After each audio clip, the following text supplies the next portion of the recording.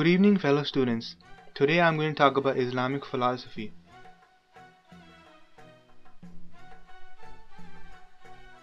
Islamic philosophy is involved in the study of problems concerning theological matters, incorporating both reason and faith. It is also concerned with issues of the Muslim society outside religion. There are two main sources of Islamic philosophy. The first is the religion of Islam and the ideas interpreted from major religious texts such as the Quran, Hadiths, and Sunnah. The second source is Greek philosophy and the use of reason to support arguments. The beginning of Islamic philosophy started around 866, where a number of philosophical texts in different languages were translated into Arabic. An important Muslim philosopher who was responsible for the translation process was Al-Kindi. Beginning around 950 was the time of construction in Islamic philosophy. An important scholar of this time was Al-Farabi, who accepted Aristotelian philosophy but added some of his own ideas. Finally, Islamic philosophy hit its peak around 1037. This was a time where philosophical texts were extensively studied, commented, redacted, and developed by Islamic scholars such as Ibn Sina. The four branches of philosophy are metaphysics, epistemology, ethics, and logic. Metaphysics is concerned with addressing the issue of existence and reality. Epistemology is concerned with the nature of language, which is connected to truth and belief. Epistemology addresses the question, what is knowledge and how it is acquired? Ethics addresses questions about morality, such as what is good and bad, how we should act. Logic is the study of reasoning and falls under all other branches. It determines the validity of arguments.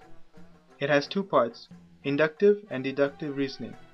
From these two forms, conclusions are made either through examples or definitions and axioms.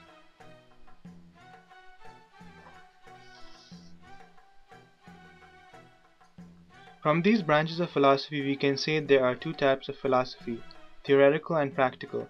The theoretical part involves speculation or contemplation and contains metaphysics and epistemology, while the practical part involves practice or action and contains ethics. During the Islamic Golden Age, between 8th and 12th century, there were two main currents. The first was a major type of philosophy called falsafa, and the other was a major type of system for theological arguments called kalam.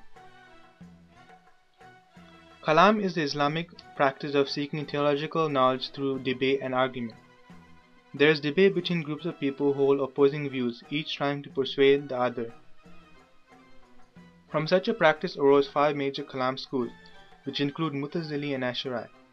One major difference among these schools is the acceptance of either rationalist or traditionalist theological views. For example, the Mutazilites are rationalists because they believe that having right thinking, intentions, and reason are all that are necessary for salvation. The Ash'arites, on the other hand, put greater emphasis on the dependence on religious texts for salvation.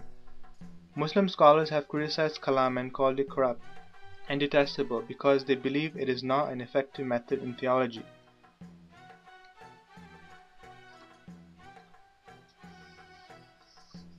From the beginning of the 9th century, Greek philosophy was introduced into Muslim community. Doctrines from Aristotle started to be incorporated into Islamic philosophy. Islamic philosophy turned into science in the sense that theological arguments were based on inductive reasoning. This is coming to a conclusion based on facts. For example, if we believe that all things in this world have a cause, then we can conclude that the universe must have a cause. Major belief in this discipline is that knowledge can lead to a better understanding of God and His works. Having said this, falsafa or peripatetic philosophy declined because people thought its arguments were weak and ideas heretical or invented. There are many differences in belief between scholars of kalam and falsafa. The scholars of kalam reject many of the Aristotelian theories, including that God has limited knowledge extending only to the general laws of the universe, and that the individual soul is mortal. To them, these ideas contradict prophecy, making them easier to reject. Falsafa scholars believe that matter is eternal, and in the unity of God and being, while kalam scholars believe that matter is created and that God is unique and all-powerful.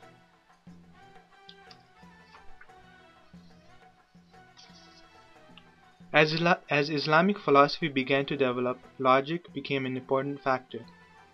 Major schools of philosophy began to be developed, which are still present in the Islamic world today. The Illuminationist school was founded by Shahab al-Din Suhrawardi in the 12th century. It is influenced by Neoplatonism and the teaching of Plato, and considers deduction and rational thought insufficient. What is also needed is intuitive knowledge and the path of the heart, asceticism, and purification of the soul to realize reality. Human thought must be aided by God when discussing important theological questions. An important belief in this school is that essence precedes existence. This means one's identity, his or her characteristics, is determined before one is born. For example, scholars in this school believe that human nature is to be blamed for one's personality. The Transcendent school was founded by Mullah Sadra in the 17th century. It is the first school to make the transition from essentialism to existentialism in Islamic philosophy. Existentialism emphasizes on the individual and philosophical thoughts dealing with the conditions of existence of the individual person. Important idea of existentialism is that existence precedes essence. This means after birth one begins to create their own ideas and values, forming an identity. For example, if one acts cruel, he or she is responsible for this identity.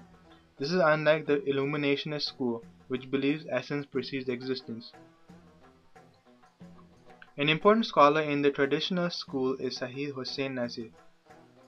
The main idea in this school is that religion has an exoteric and esoteric structure. Exotericism is the outward dimension of religion and includes the religious rites and moral theology.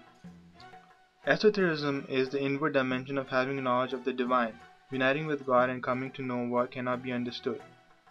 The goal of members of the school is religious salvation.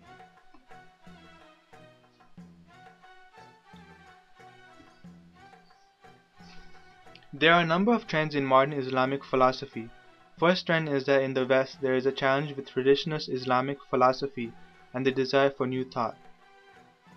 Philosophers such as Hassan Hanifi and Ali Mazrui aim to give Islamic philosophy global significance to unite the world. Second trend is the popularity of Illuminationist and Transcendental thoughts. Such thoughts have influenced important figures and countries around the world such as Iran. Finally, scholars are starting to study non-Islamic philosophical concepts such as Hegelianism and existentialism, trying to find its relevance in Islam. Mystical philosophy and the philosophy of the Illuminationist school are continuing to have greater influence in society. From these trends we can see the diversity of modern Islamic philosophy containing a variety of techniques and approaches. That is it for now. Thanks for listening to my presentation on Islamic philosophy.